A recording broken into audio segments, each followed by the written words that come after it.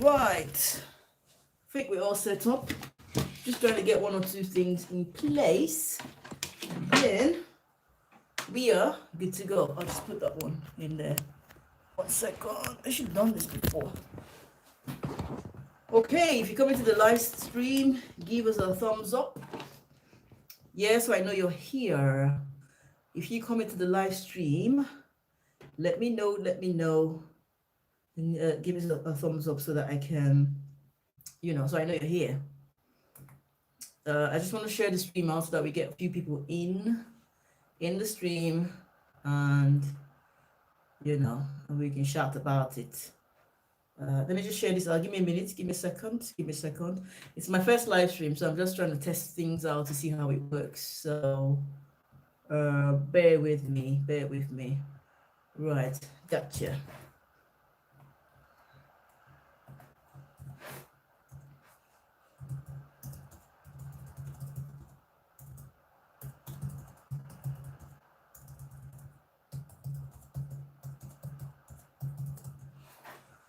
Right, let me just share this out to Facebook, see if we can draw some people in, because I like to have people come in so they can ask questions, we can brainstorm and all that stuff. Like I said, if you come into the live stream, give us a thumbs up, and so that I know that you're here.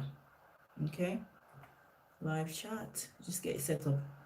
1 second, I'll just put that.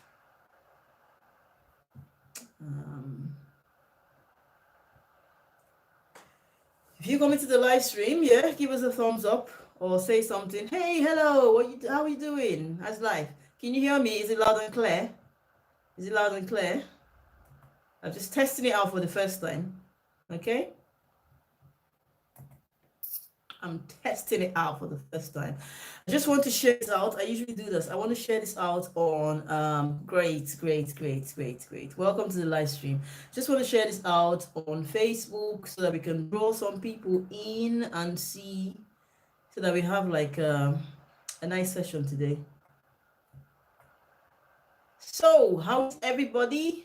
Put an emoji or something in the live stream to let me know how you're feeling and how you are during this lockdown period, while loud and clear, nice one, while I'm still trying to get myself set up over here. Okay, let me know what's up. How you coping? How you guys coping with the lockdown? How you coping in the isolation, not being able to go anywhere, go to the shop, see people, go to the coffee shop, to the local cheapie? How has it been? Right. I don't know, for some reason my internet is really okay. I'm just like that. Live on YouTube. I just want to share this out on Facebook. Hey, Mr. Mail Advice. What's going on, bruv? What's going on? Nice to see you. I'm just trying this out. I'm trying to be like you, sir. I'm trying this live thing for the first time. Normally I go live on Facebook, but today I've chosen to try the whole YouTube live thing, just to have a conversation with people that follow me on Facebook, to see how we can work together and help each other. Yeah. Right. Today, basically, good. Great one. I've been checking out your stuff, sir, and I see that you're doing quite a lot of things. And one love, man, one love. Nice one. So, as you know, my name is Dottie Kurigel, all the way from London, UK. I am Talk to Dot. My channel is about domestic abuse and domestic violence. So basically what I do is to try and create awareness about domestic abuse and domestic violence, because a lot of times what you have is people not knowing that they are in an abusive relationship, and they stay in it for a long time, not realizing how detrimental it might be to them, and they just stay, and then they get traumatized, they get complex PTSD. Start from one. Yeah, and they have complex PTSD, and then everything just becomes so difficult, and they get stuck in a situation where they cannot, they can't come out of. Someone is just catch me live.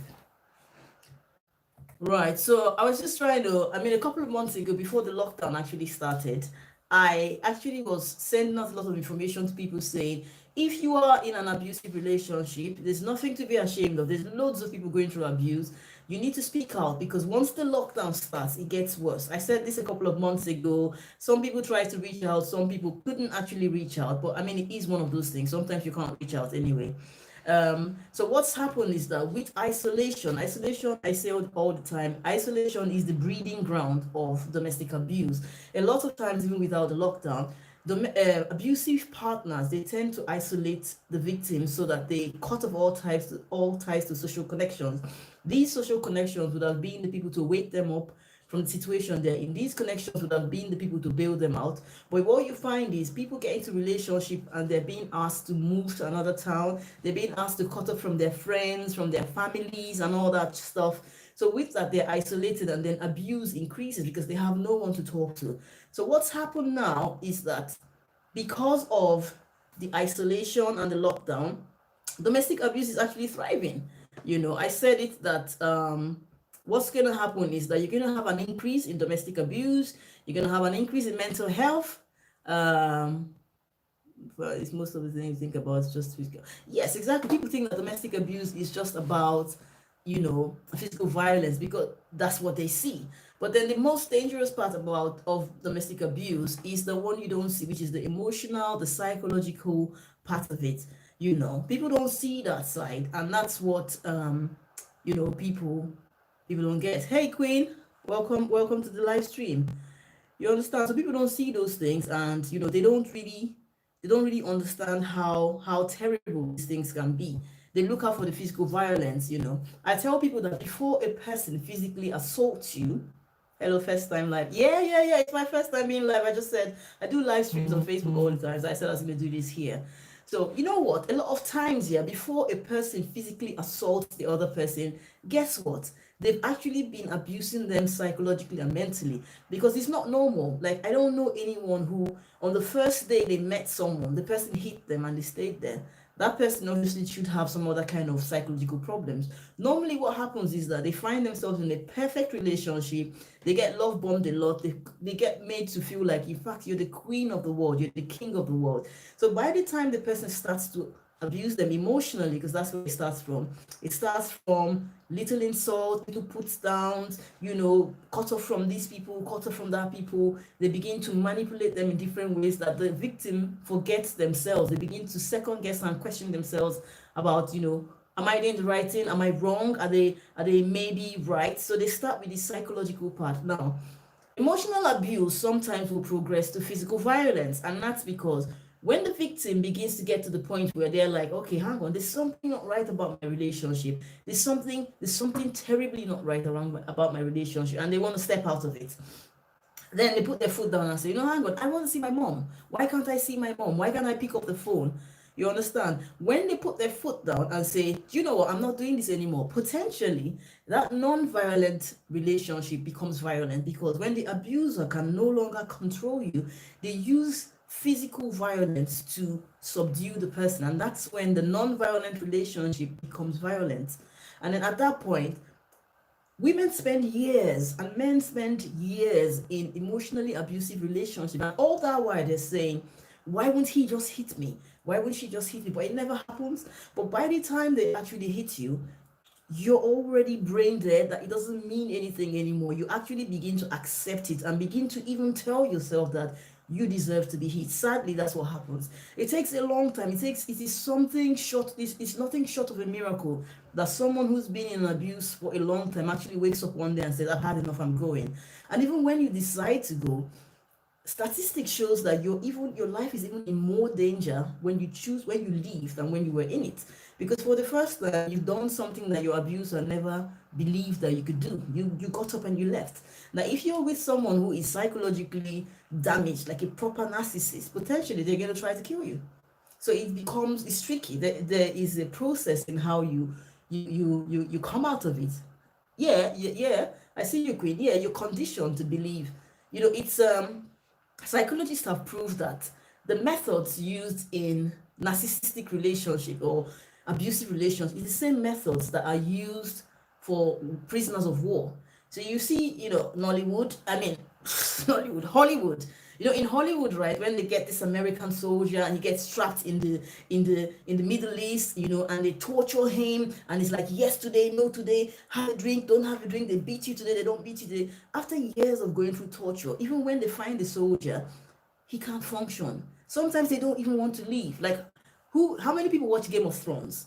You know that boy, Theon, in Game of Thrones? He was a strong man, he was full of himself, he was everything. When he got captured, right? And he was tortured, he was beaten, he was tortured for weeks and weeks and months. His spirit broke. His spirit broke so much that he forgot his name and he called himself Reek, meaning that he smelt, he stank. This is someone who was a prince, heir to a kingdom. Torture, mental abuse, psychological abuse broke down so much that even when his sister found him and wanted to rescue him, guess what he said? He said, I'm not going. He said he wasn't leaving. On several occasions, they tried to rescue him, and he said he wasn't leaving. He chose to stay with his abuser. Now, it looks like a movie, but in reality, this is what it is. Even when you find someone who is in an abusive relationship and you want to bring them out, they tell you they're not going anywhere. They tell you, we're not leaving, we're fine. And even if you can finally bring them out of it, because of the trauma bond and the psychological effect that everything has had on them, they want to go back. And people who haven't been in an abusive relationship, they don't understand, like, what's wrong with her? What's wrong with him? Why won't you just let this person alone who's done all these things to you? So that's what happened. It's like a soldier as well. I give this example with soldiers all the time. It's like a soldier who's been in war. All the time they've been in the war, throwing bombs, shooting, dodging, fighting for their lives. All they think is, I want to go home to my family. I want to go away from the noise, from the chaos. Guess what? A soldier goes home and all he can think about is going back to war. It's what happens. It's the PTSD. Now, people always relate PTSD to soldiers. I, for one, when I found out about PTSD, if you tell me PTSD, I'll think about Rambo, Sylvester Stallone, Rambo. I thought that that's the only way it can happen. But you know what? Complex PTSD can happen to anyone as long as you are in a traumatic environment. You're going to get it. When you're in an environment when today it's yes, tomorrow it's no, yes, no, left, right, center, up, down, shout, love, hate, these methods, they confuse you, they rewire your brain, and then your brain cannot understand what's going on. Then your brain teaches itself how to survive in an abusive relationship. Your brain actually rewires itself to make the abnormal seem like normal. So now you go into an abusive relationship, you stay there for a period of time, say, oh, hang on, this is not right, but then you stay longer because you're being manipulated. Your brain accepts the situation as the normal. So you stay there living in that as normal, but it's actually abnormal. So by the time you come out of the normal seems like it's abnormal. And all you can think about is going back to your abuser, because in your heart, you're thinking, I understand that situation. I'm used to it. I don't know. I don't understand what's out there for me. So people can understand. It's the trauma bonding. It's the Stockholm syndrome. That's what happens to a person. So in a nutshell, that's kind of like a wrap-up summary of what goes on in abusive relationships. Is that, Mr. Male Advice, that's exactly correct. It starts from little things. They test you out. They don't just hit you on the first day, because if they do hit you on the first day, you're going to run away. So they start with little things. They begin to, little droplets like, hey, stop there. They want to see your reaction. If you accept it, or you say, like, why are you talking to me? Like, oh, I'm so sorry, I didn't mean that. They kind of test you, and it builds on. They keep pushing the limits to see how far it could go. Now, by the time that you begin to accept, like, literally being shoved and pushed, they've actually broken you down psychologically that nothing else matters. Now, today, what's the latest in the UK? I said a lot of stuff around isolation and the lockdown. Normally, between 6 p.m., 9 p.m. and 6 a.m. in the morning, that's the highest record of domestic abuse calls and inquiry. And why is that? Between 9 p.m. and 6 a.m. in the morning, that's when both parties are together at home. That's when they're together. That's when all of the trauma and everything happens. Now, in the lockdown, man and woman are in the house 24/7. They're not going outside.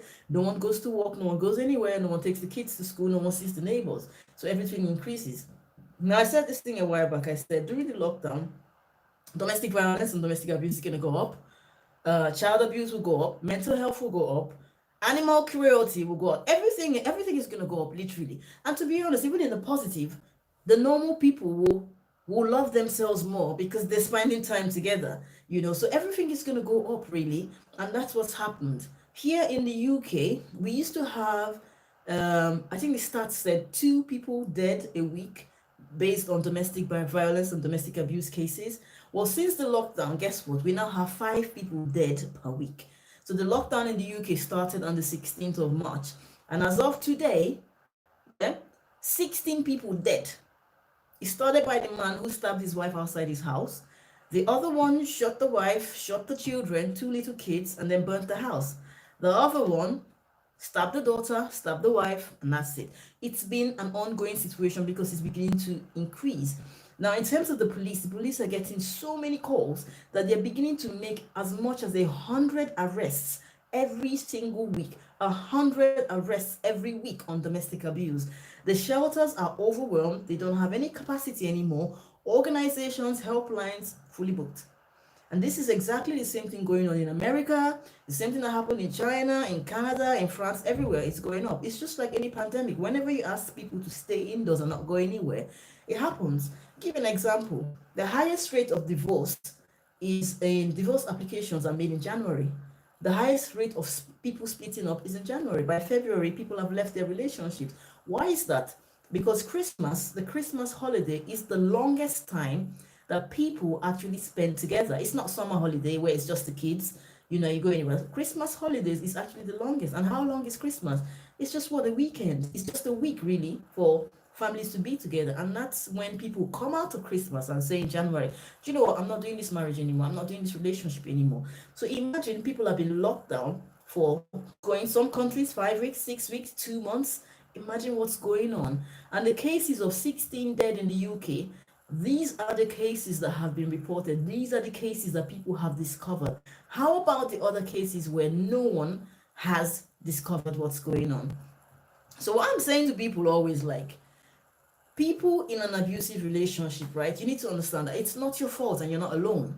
Like, you need to talk to someone. You'll be made and conditioned to believe that you deserve what's going on. Society also needs to understand how to respond to some of these things that they see around them. They need to learn to understand it, because potentially it is actually a neighbor or a friend or a colleague of someone going through abuse that might actually rescue them. Because if the person has been there for so long, potentially they can't save themselves. They really can't do anything. They're stuck in a situation. It takes, like I said, nothing short of a miracle for them to wake up one day and say, hang on, I need to get out of this. It hardly ever happens. Some people die there. And the emotional and psychological one is very, very tricky, because people wait to get hit. And a lot of these manipulators, psychological manipulators, they don't hit you. So you just stay there. And you just stay until literally brain dead. You understand? You just stay there. And a lot of times, like, people believe that, oh, once I come out of an abusive relationship, my life just goes back to how it was. Nuh-uh. It's a process. Because your body has received a lot of toxicity that you need time and process. You need time and process to come out of it. So you come out of it and your body needs to get rid of all those negative energies and negative toxins in your body. You literally be going crazy and begin to ask yourself, well, hang on, I wasn't this sick when I was in the house. I wasn't this ill. I wasn't, I didn't have all these things going on. But it's your body, it's your brain trying to like reprocess itself and rewire itself back to normal. You understand? So it is a process, Some people, it could take them 2 years to get back to normal. It could take them 3 years, 4 years, 10 years, or never. But it all has to do with the support system around them. If you have the right network of people around you, it helps. What breaks my heart really is the way that society reacts to domestic violence and domestic abuse. Now, coming from the man's point of view, right? Because men are supposed to be buff and the G's, men hardly have the opportunity to talk about what they're going through. Now, remember that a lot of times society focuses on domestic abuse towards women and forgets the men. And you see lots of posters with women being violated and stuff like that. Yeah, the reason why that happens is because you have more violent acts towards women than men. And then when it comes to the psychological and emotional abuse, You have women being more psychologically abusive and emotionally abusive towards men. Like you have like a smaller percentage of women that actually get physically violent to like knock a man dead or knock him out, hospital or break his ribs. Like it's a small percentage. And when it comes to emotional abuse, it's hard to show. So with a man who is traumatized by his spouse, who kind of like pushes him around and shoves him, when he says to his friends like this is what I'm going through, they would laugh at him. So a lot of times society has not created the opportunity for people to come out and talk about it. They don't do that. Even with women as well. I still see comments on videos where people say stuff like there's nothing wrong with a man that chooses to discipline his wife. Like, seriously, what do you mean by discipline his wife? She's not a child. There's everything wrong with the person that chooses that. You cannot communicate with a person, but you can hit them because you want to prove a point. That shows that that person is a weak person. But I still get comments like that where people say there's nothing wrong with a man who chooses to discipline his wife. I still get comments that say stuff like, well, her house wasn't locked. She was not in chains. Why didn't she leave? Because they don't understand. A lot of times, people want to leave, but they can't leave. I actually had to do a video about, and I called it Why She Won't Leave or Why She Can't Leave.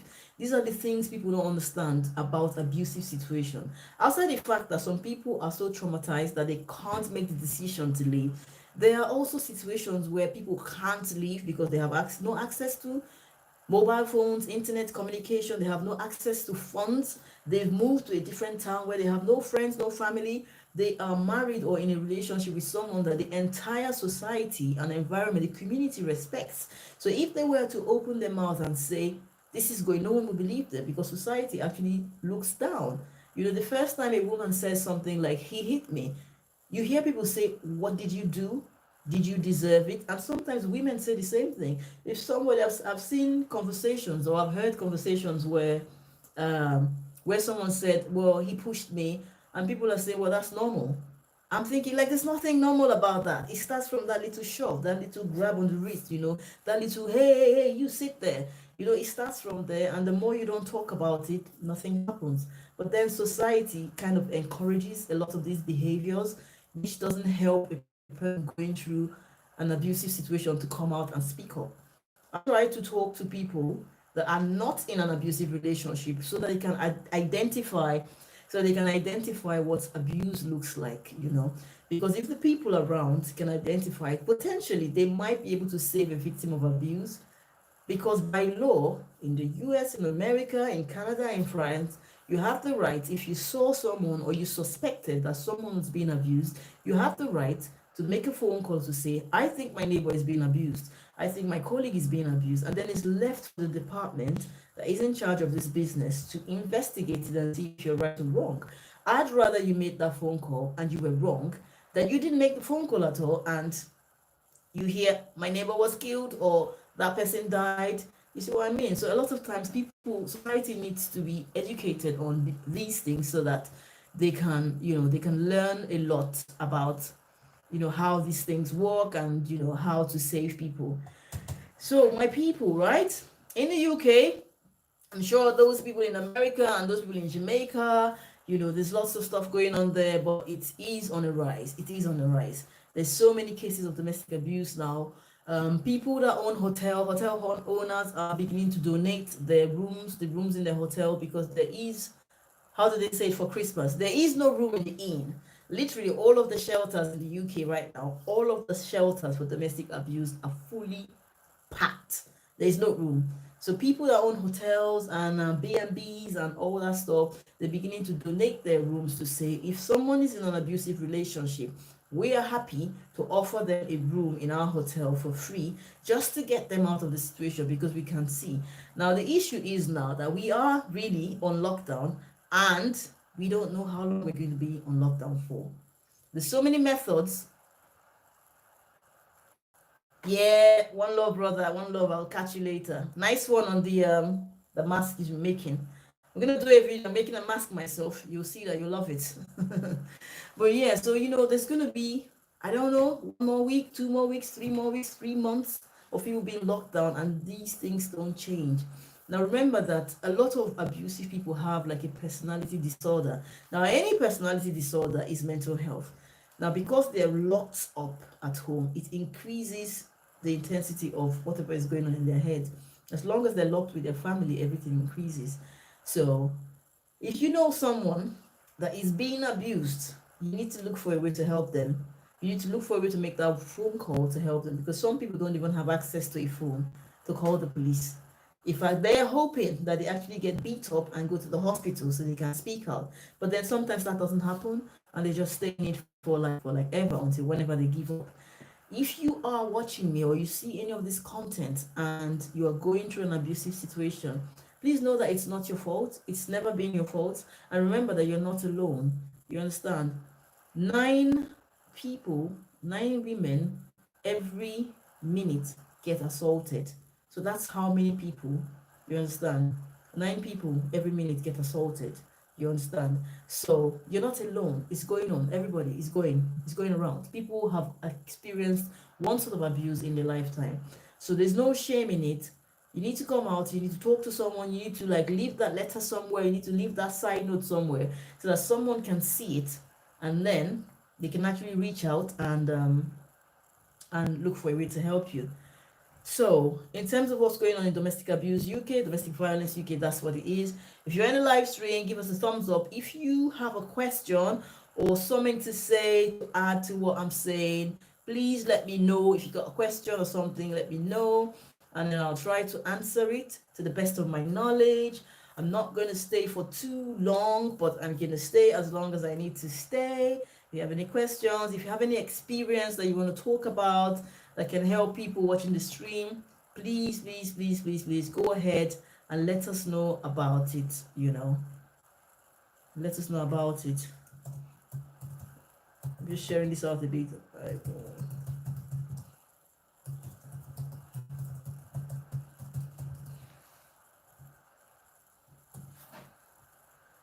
Domestic abuse it's a terrible thing.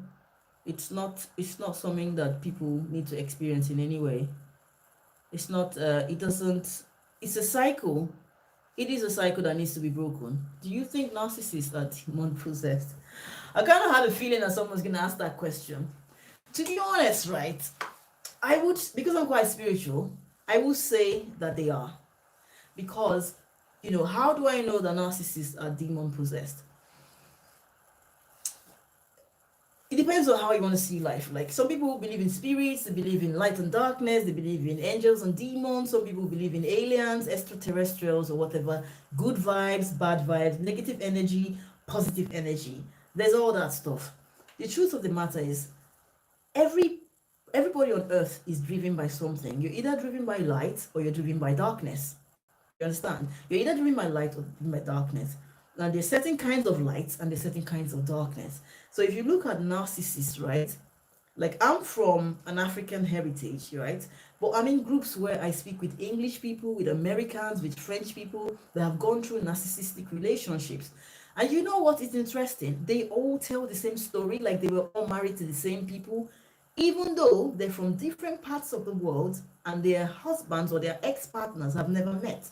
So what does that tell you? It's the same thing that is in these people that is driving them.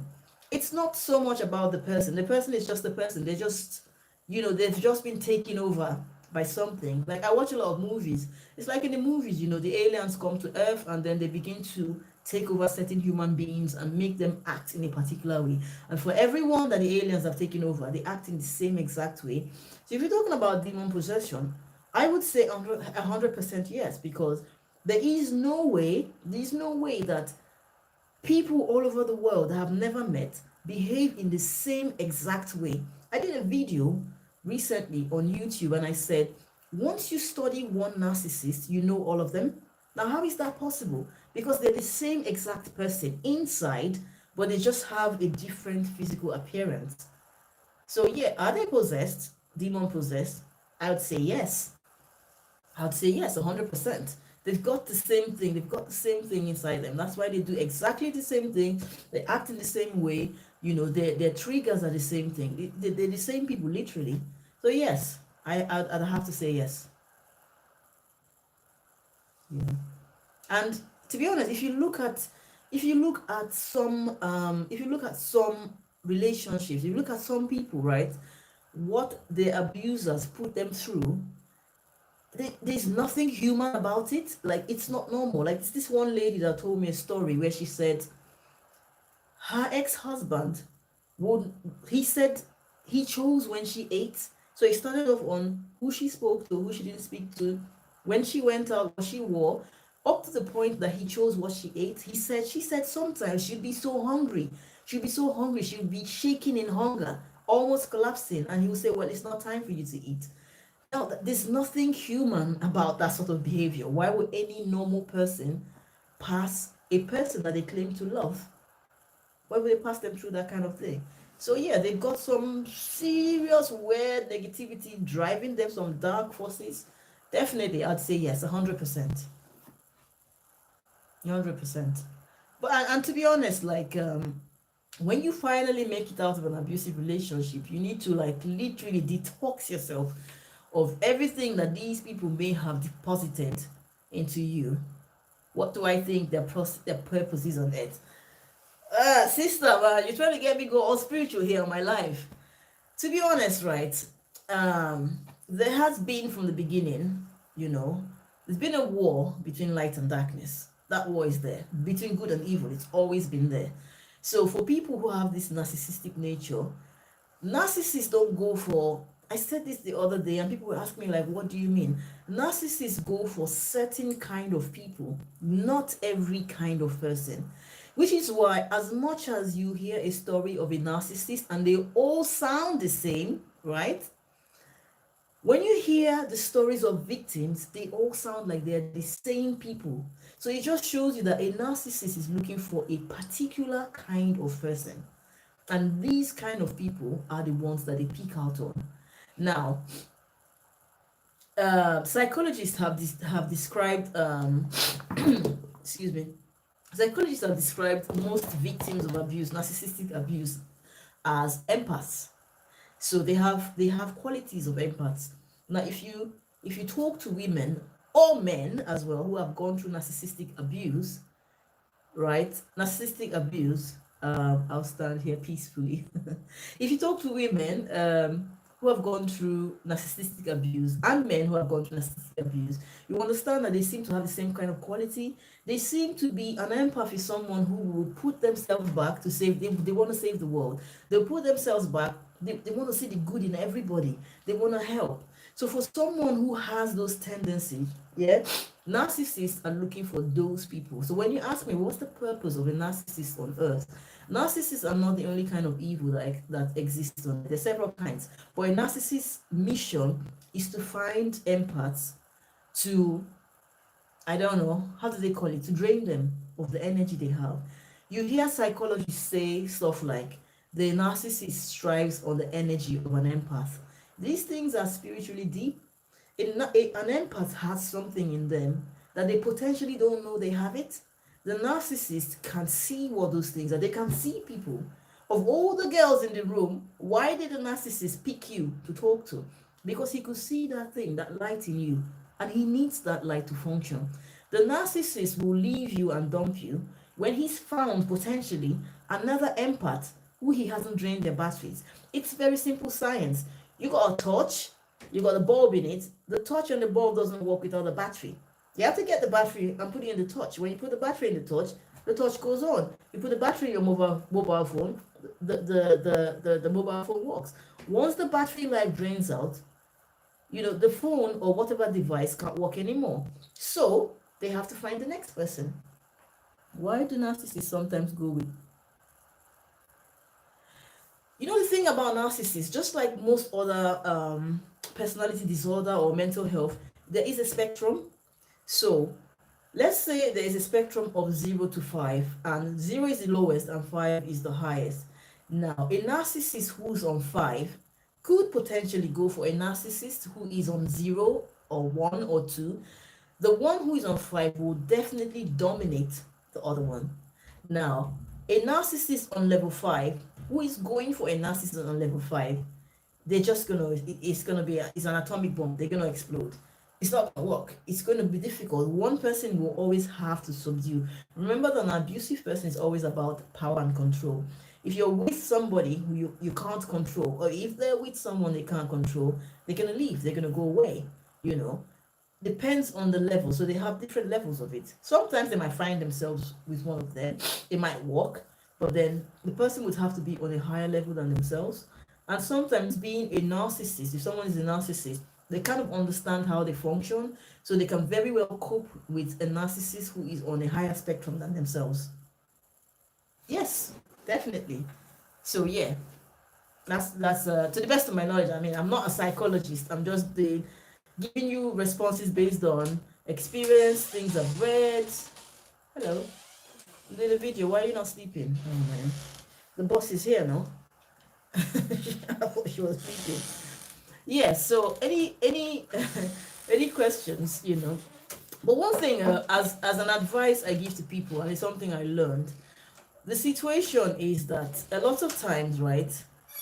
People who have been in Dominic, Dominic's doing a video, right? And it's quite a lot of noise. Okay, all right, yeah. You sit quietly on the couch. All right, good. She doesn't want to sleep. I actually like to ask a question for second opinion. All right, go ahead then. Go ahead.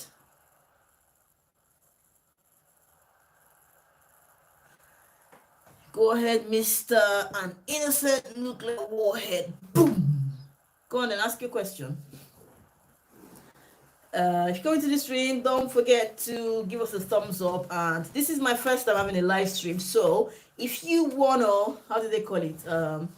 If you want to, grease my buttons, you know, there's lots of buttons there. There's one button I see there with a dollar sign. If you want to grease it, go ahead and test it out. Let's just see if that button works. Yeah, you know, let's just see if it works. So what's the question, sir? I'm waiting for your question. Yes, then. So yeah, you see, I want to know what people think of people that cannot really relate to the emotions because they don't feel such. That's an interesting question. Now, for someone who can't relate to the emotions because they don't feel that's an issue on its own.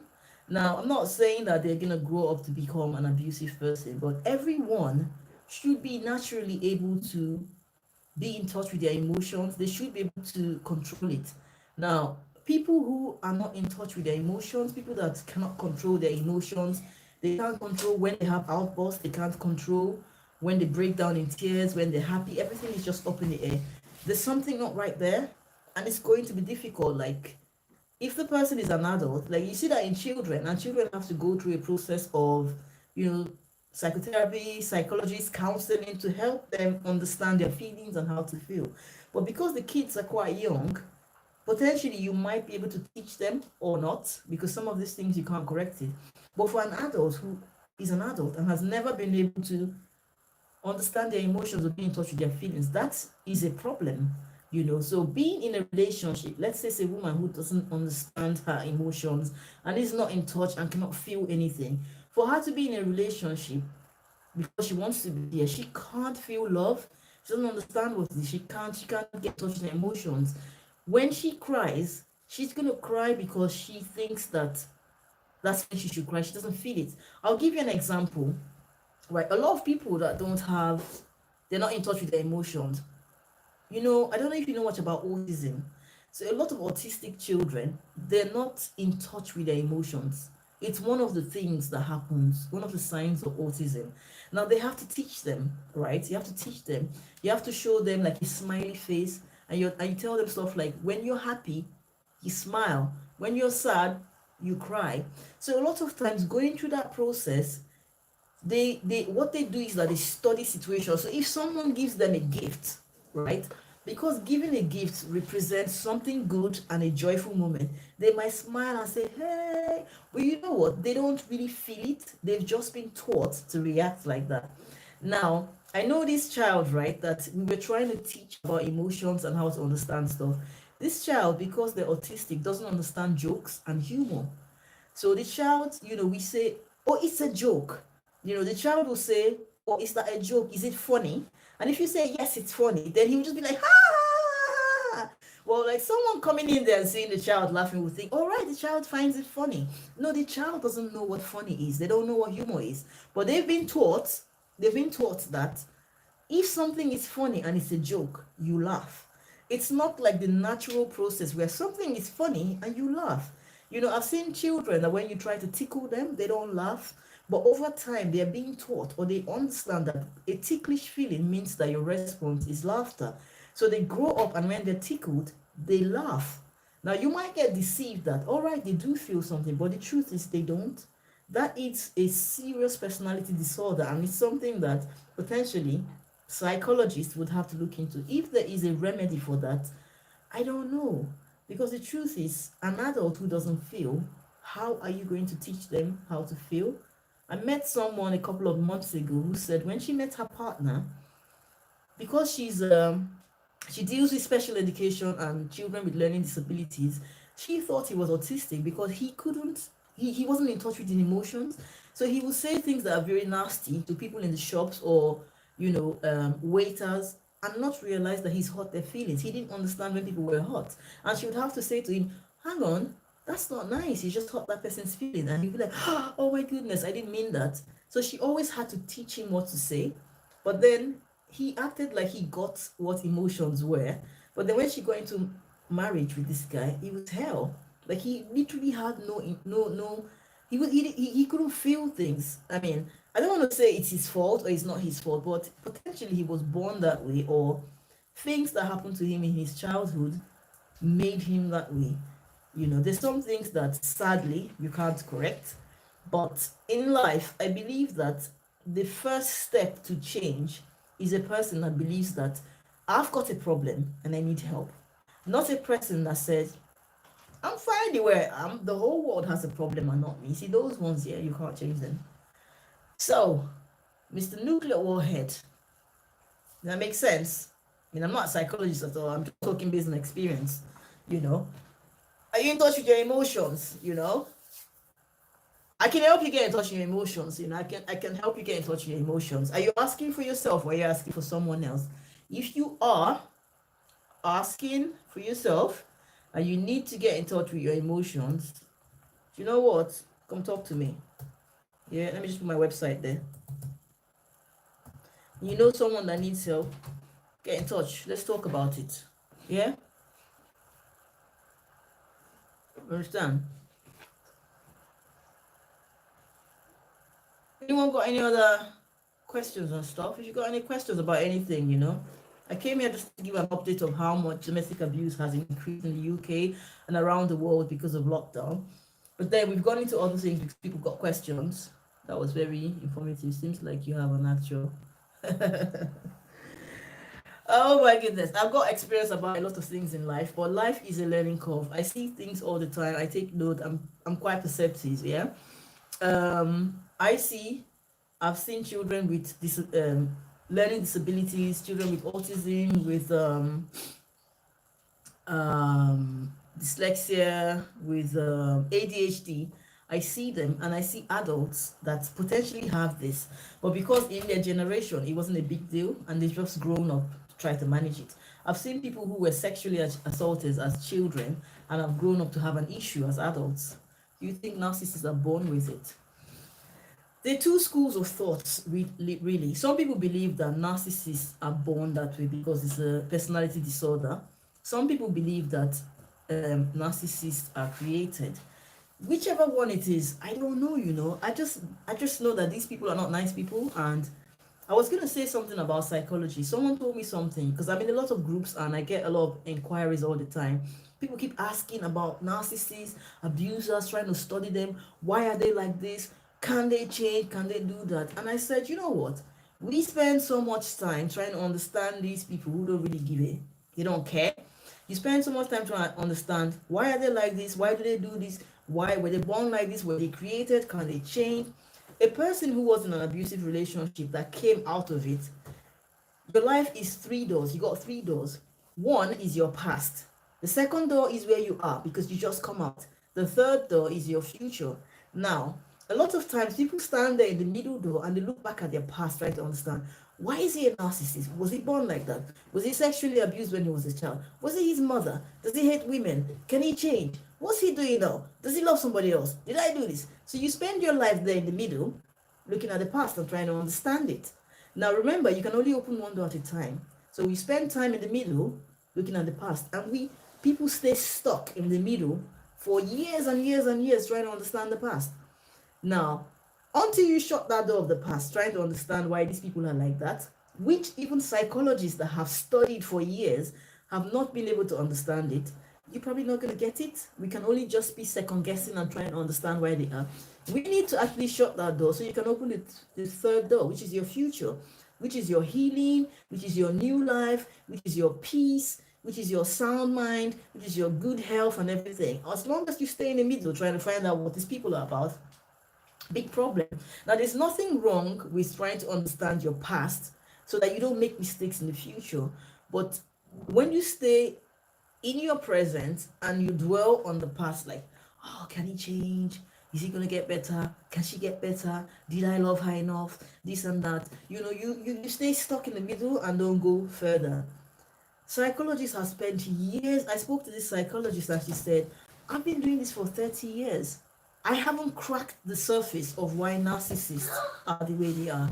And that was a strong statement. I'm not a psychologist. I'm just someone with experience. If someone that this is their field of study has said, I've not been able to understand, and to be honest, you cannot really understand these people. You can study a pattern so that you can avoid being in that sort of relationship. But to understand why they behave the way they behave, it's something that I don't know. Because I don't think they even understand why they do the things they do. I don't even think they know why they do that. It's just a weird thing. It's just something weird about them.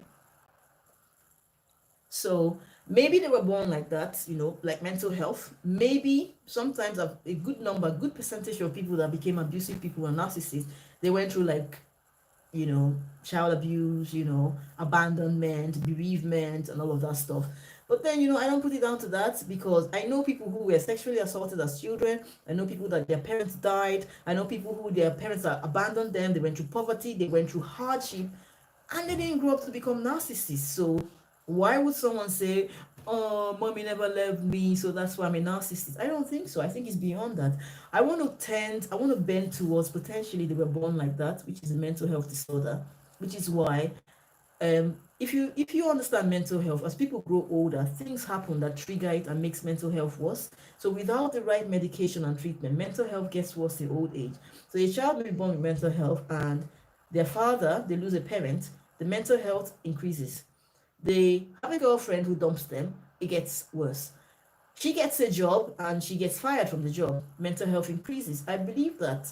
I want to think that narcissists are born that way, but then life now makes them get worse and not better because they never actually seek help, so they get worse. There are programs and there are things that narcissists can go through to get better, but to be honest, does it work? I don't know. They have medication for them. Does it work? I don't know. I would stay clear of these people because, to be honest, an empath is an empath, right? And sadly, an empath might have to go through a narcissistic relationship to become who they're supposed to be, to understand who they are. I saw a post. It is sad, but it's the truth. They said if an empath needs to go through a narcissistic relationship to be reborn. Now, an empath will only be reborn after she's gone through the experience and left it behind them and understood it. They become reborn to become whom they are supposed to be. However, a narcissist doesn't change. They just keep going around in a circle.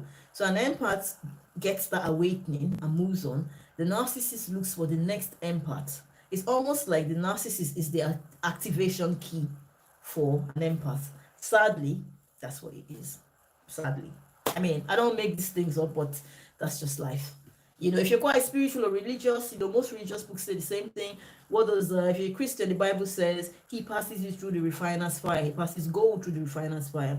If you're someone who works in wealth, you're a scavenger and stuff like that, you find scrap underwater, you find scrap through a metal detector. What do? You polish it, you pass it through fire, you chop these bits off, you do all that, you chip here, chip there. All of that stuff is a painful experience.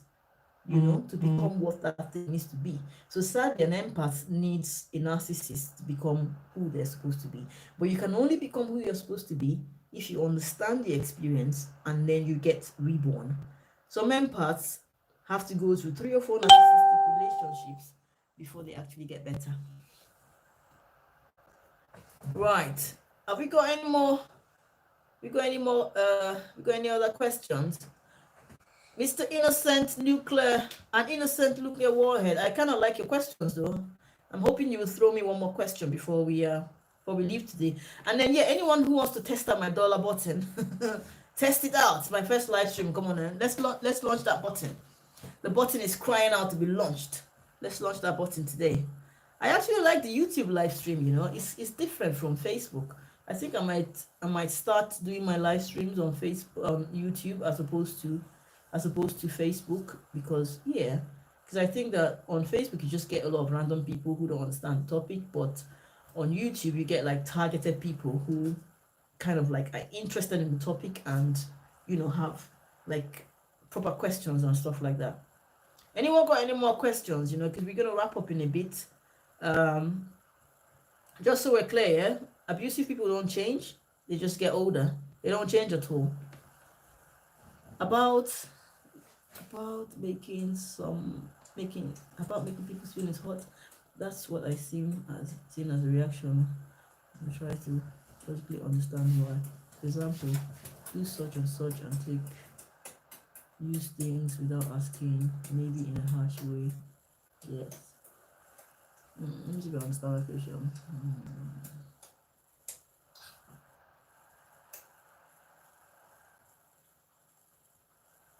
Right, I don't know if I understand your question properly, but let me try and understand. There are 2 ways to take and use things without asking, maybe in a harsh way. Yes, the 2 ways to understand stuff here.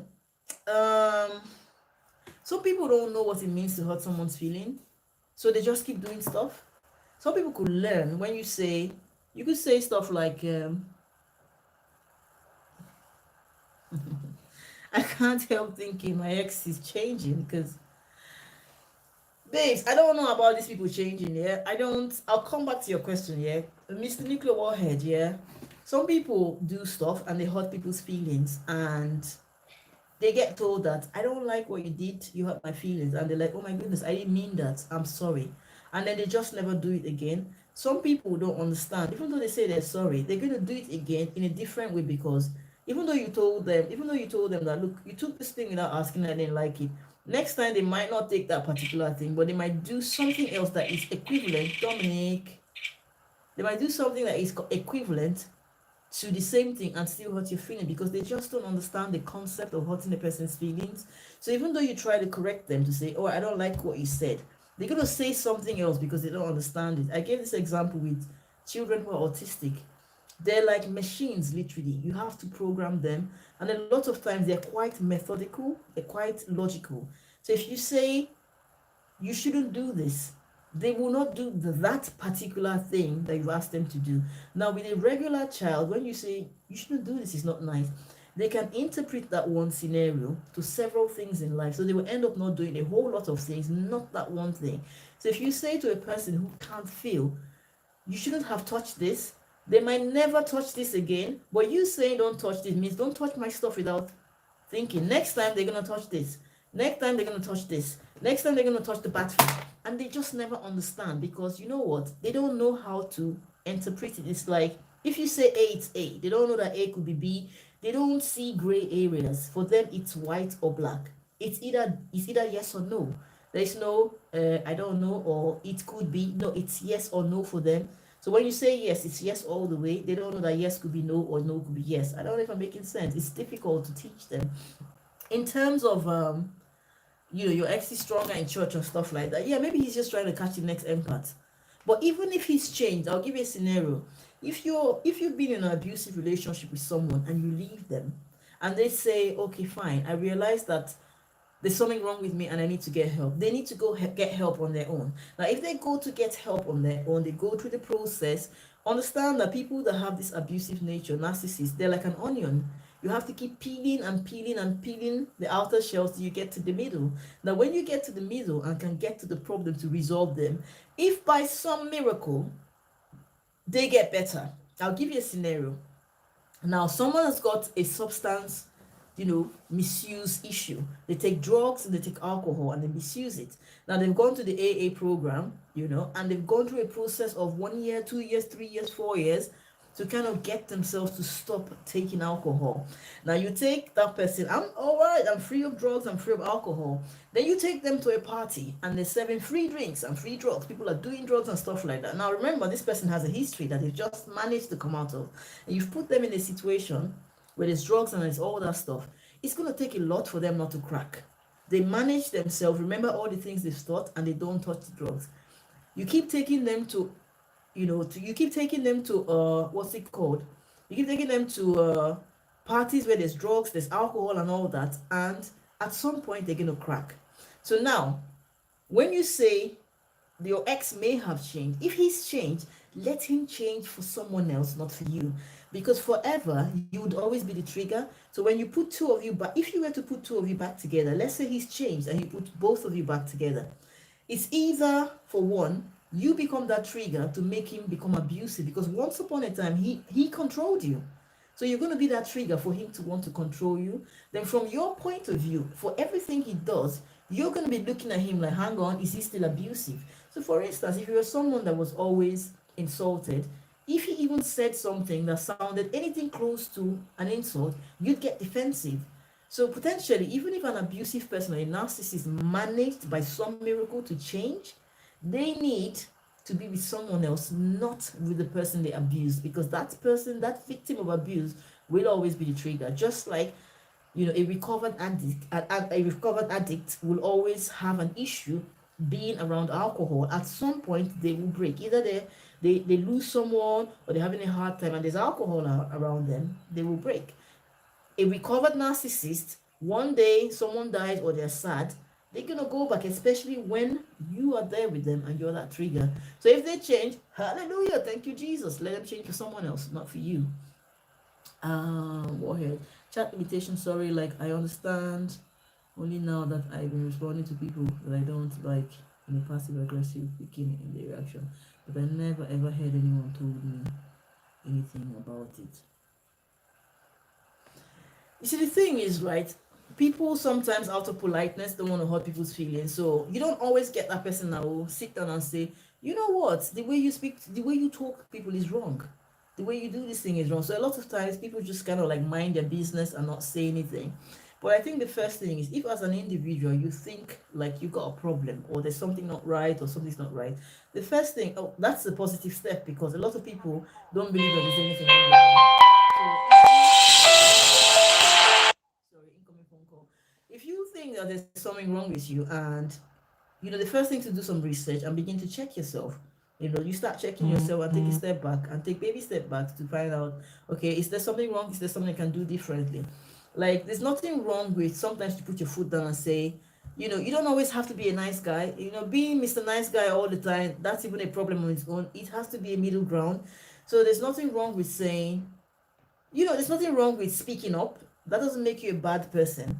But then sometimes some people could be really nice, and in their niceness, they're not nice. So I don't, if you feel that there's an issue, then look into it a bit more and understand what the actual problem is and how to have it resolved,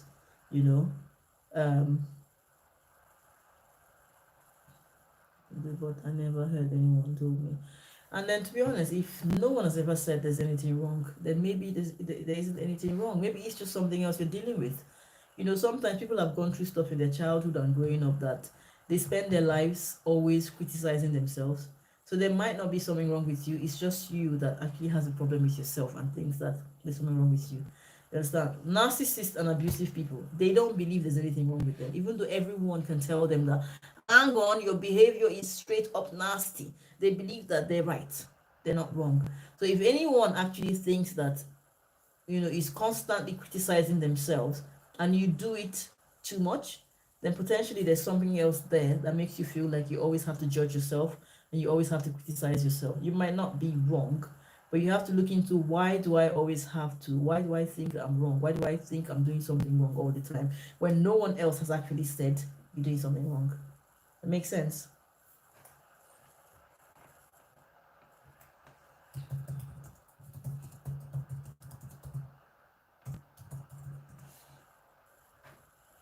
Yeah, hold on. Is anyone else got any questions? Is anyone gonna launch my dollar button today? Come on, guys. This is first live stream. Let's launch this button, man. Let's launch this. Come on. Let's see if it works. But yeah, does anyone else have the question? Have a question? Seriously, Queen of Success. I'm kind of concerned. These people don't change, you know. They don't. And if they do, you don't want to be around them because you'll be the trigger. You will always be the trigger to them. So if they've changed, you know, that's nice. Happy for them, they've changed. Thank you, Jesus, they've changed. I watched this story about a girl who's a narcissist, and she talked about how she got delivered from demon possession. It's a very interesting story, you know. She talked about how she went to church one day and they prayed for her, and then she felt like something came out. She talked about why narcissists are the way, how she felt. Like literally, it's sad. She's young, she's a teenager. She doesn't feel anything. She doesn't feel, she says people's pain makes her happy. She says she can't explain the joy. She said and she tries to advise people that feel bad for the narcissist, that cry for the narcissist. She said, don't cry for them because they don't feel anything. Like your tears make them happy. When you spend time trying to explain to them, to try to understand, like, why do you do this? How can I make you better? She says they enjoy stuff like this. She explained a lot of things, and it was quite sad because she's quite a young girl, you know, but she believes that she went to church and came home and something happened to her. She felt like something actually came out of her. And she says, even though that thing came out and she's trying so hard to change, there's lots of times where she sees people and she's just like, I just need to just abuse this person.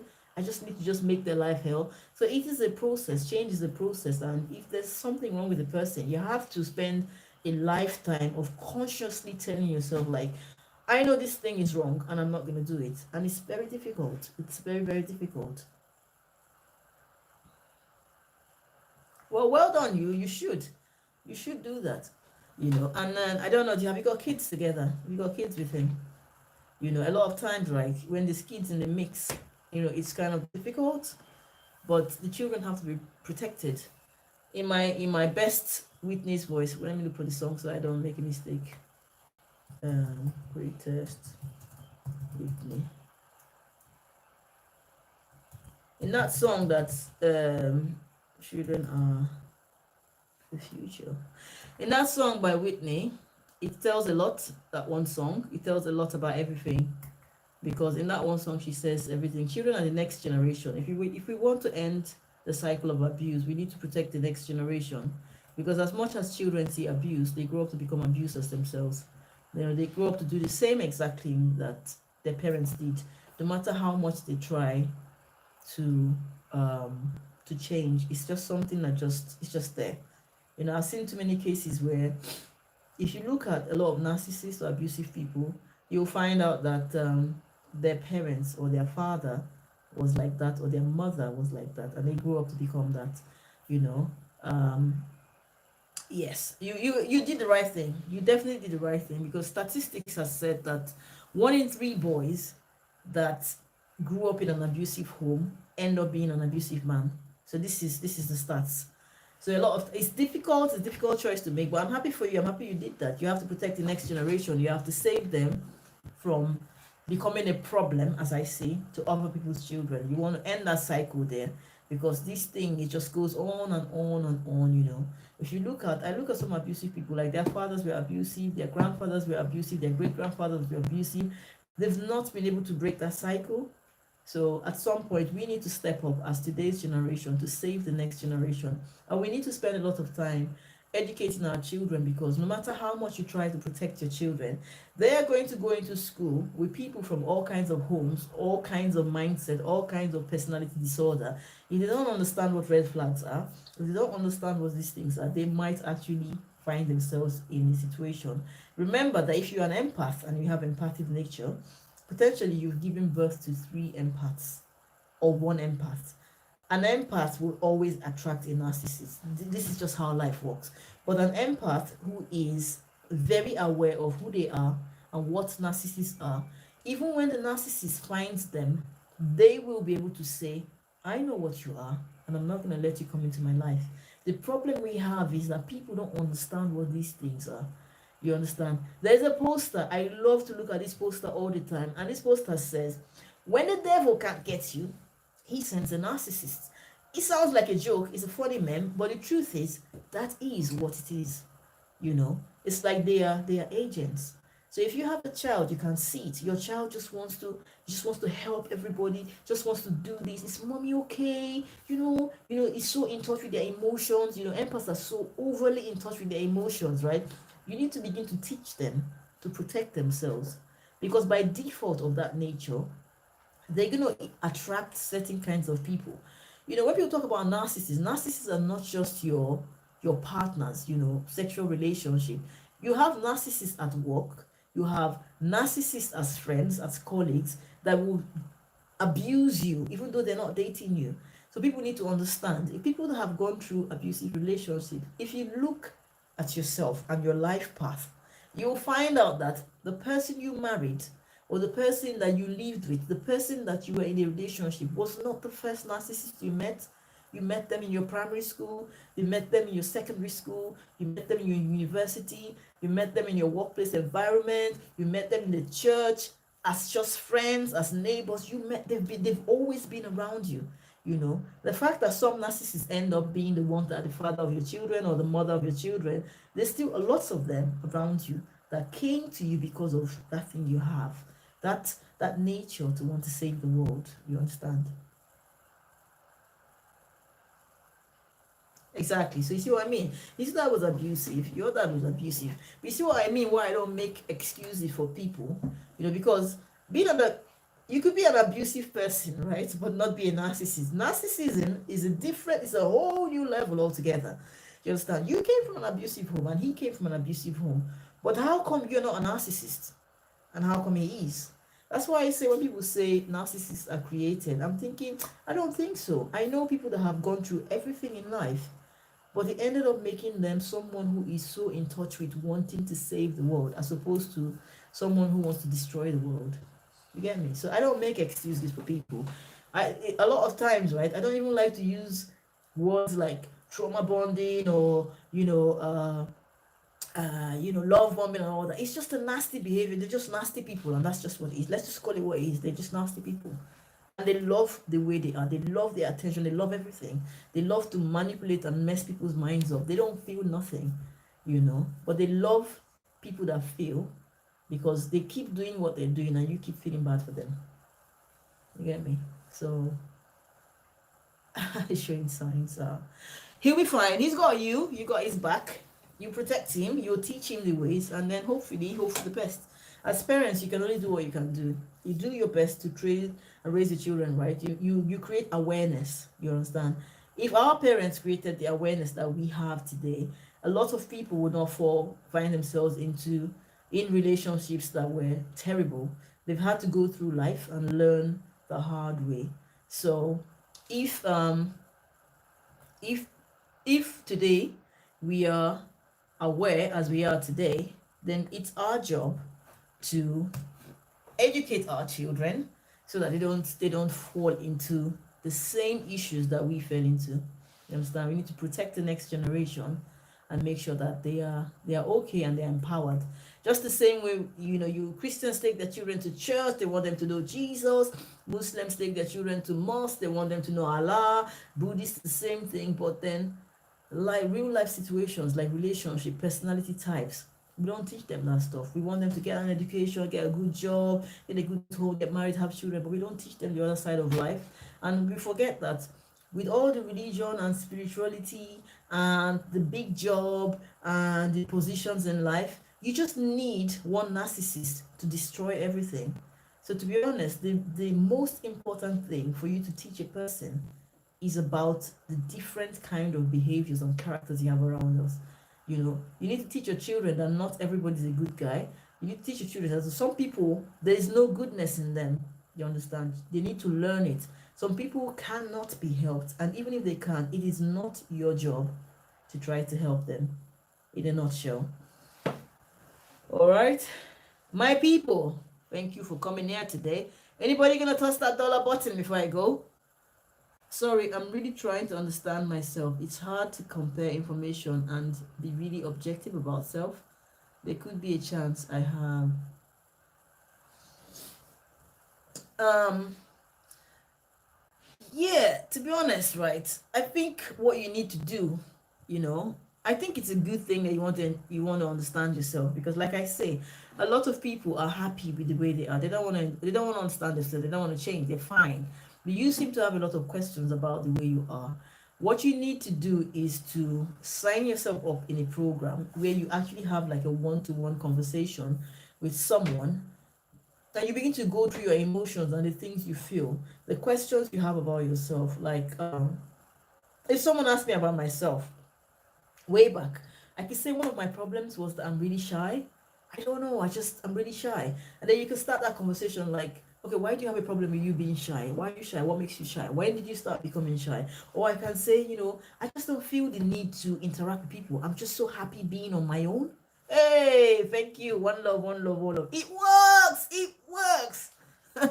Thank you very much. Thank you very much. Yeah, so I could say that I just don't like people. I just don't want to hang out with people and stuff like that. But you know what? That's me starting a conversation.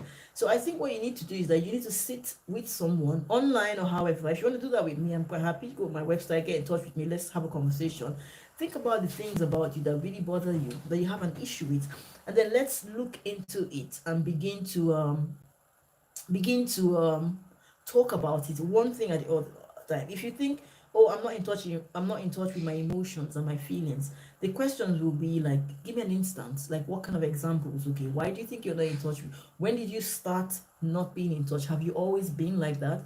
Were there issues that happen? Because sometimes people go through some sort of trauma. I give examples of sexual abuse, child abuse. A lot of children that went through child abuse, to shut off the trauma they went through, they block their emotions because that's the way they can cope. Now they do it for so long that they've learned to live a life without being in touch with their feelings. Now they've created a mechanism, a self-defense mechanism in their head to block out the pain. Now in those cases, they have to go through a process with counseling to go back to that incident, which is quite difficult, to understand, okay, what happened to you at what point in your life that made you shut off your feelings. Now there's another category where from when you were born you just never felt anything. Now that's different. So these are conversations that you need to have to understand yourself. You need to think about the questions, but then you need to sit and have a one-to-one with someone so that you can begin to piece these questions together and understand yourself. I see that you're asking a lot of questions. I see that you really want to understand what's going on and change, but then you need to, I think you need to just get in touch, man. Let me put my website again. Get in touch and send me a message. Let's talk about this thing. I'm kind of concerned about you now. Send me yeah, so it's talkto.com. Yeah, send me a message or something, and I don't even know how to use this YouTube live chat. But yeah, send me a message or something and let me know. Let's have a conversation. Let's see what's going on with you, because it's quite difficult, with the things you're saying. I'm trying to understand, okay, what angle are you coming from? Let's talk about this. Go on the website, go on the contact form or something and send me a message. Let's talk about this, yeah? Don't worry, I won't charge you too much, just a little bit of money. But then yeah, depends on what's going on. We'll see what we can do for you. I like people that actually accept the fact that potentially there might be a problem. So I think that's the place to start from. Yeah. So everybody, do we think this was quite insightful? Do we think this was a live stream? Did it make much sense? Because I'm thinking that I might want to start doing like YouTube live streams maybe once a week to like create more awareness about this topic. And then if we have like a schedule of when I come on YouTube, then we can come ahead of time with questions and we could just have like, I want a situation where my YouTube live streams are not like I don't want to come to YouTube live with a topic and I now impose the topic on you. I want it to be more like a Q&A thing. So I might come up with a short topic where I just do like a 5 minutes about something, but then you guys already have your questions, and then we can do like a Q&A of, okay, what's going on, what do you think about this situation, and then we'll take it from there. So you let me know if you got any more questions. Yeah, any more questions, let me know what your questions are.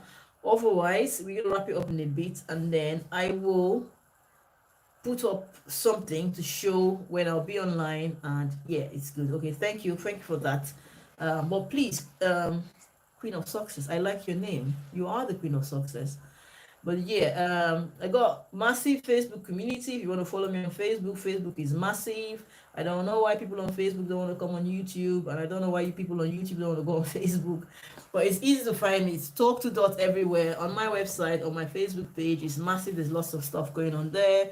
I'm there on IG, Instagram, and Twitter as well. If you want, you can follow me or not. But yeah.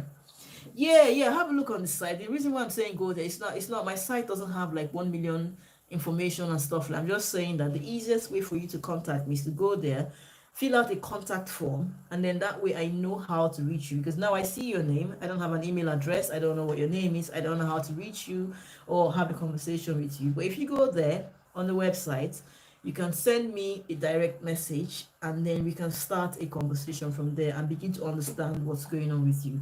Like I said, a narcissist, an abusive person, doesn't believe that there's anything wrong with them. So a person who is constantly asking questions about themselves, like, how can I change this? Is there something wrong with me? That's the person who potentially, I would say, you're not a narcissist, because you're on your own, you're trying to understand yourself and how to make things better. You understand? So my people, Queen of Success, yeah, one love. Thank you for coming to the live stream. I'm gonna wrap it up now in about 5, 4, 3, 2, 1, 0. Next time I will set up schedules and stuff like that, and you will catch me. But thank you guys, You guys have been awesome. You guys have been amazing, and I will see you soon. One love, people. One love. Now I have to work out how to stop it. All right, I think I do it from here. There you go. There you go.